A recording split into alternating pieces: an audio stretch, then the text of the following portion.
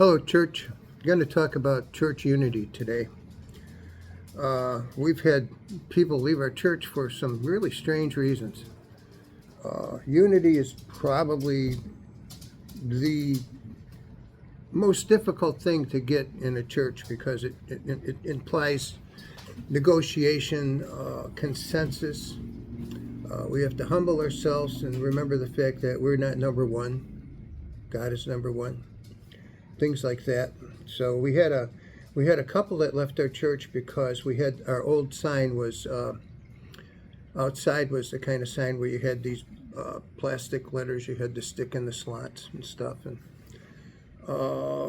half the letters and numbers were blown away in the wind, and we'd have a guy out there at middle of February, 25 degrees outside, and 25-mile-an-hour wind trying to put the sign together. Just ridiculous. So we had to get a brand new electronic sign, and they left because they didn't want to pay the money for a sign, and we bought a very modest sign for the price. And what were we supposed to do? So anyway, yeah, I mean, the church comes first, always. That's God's rule. Okay, God, family, everything else. So I'm going to read you 1 Peter 3:8. Finally, all of you have unity of mind, sympathy, brotherly love, a tender heart, and a humble mind. I love this one, Romans 12:4-5. For as in one body we have many members, and the members do not all have the same functions. So we, though many, are one body in Christ and individual members one of another, which is awesome. We have people who can repair roofs. We have people who can repair floors, plumbing, electricity, all kinds of stuff. And if we come together and use our skills, it helps our church save lots of money. It keeps us running often. There are times when we have to go outside if a problem is too big and get professional services, but most of the time we can solve our problems by ourselves. But again, it takes unity. Colossians 3:14 says, and above all these, put on love, which binds everything together in perfect harmony.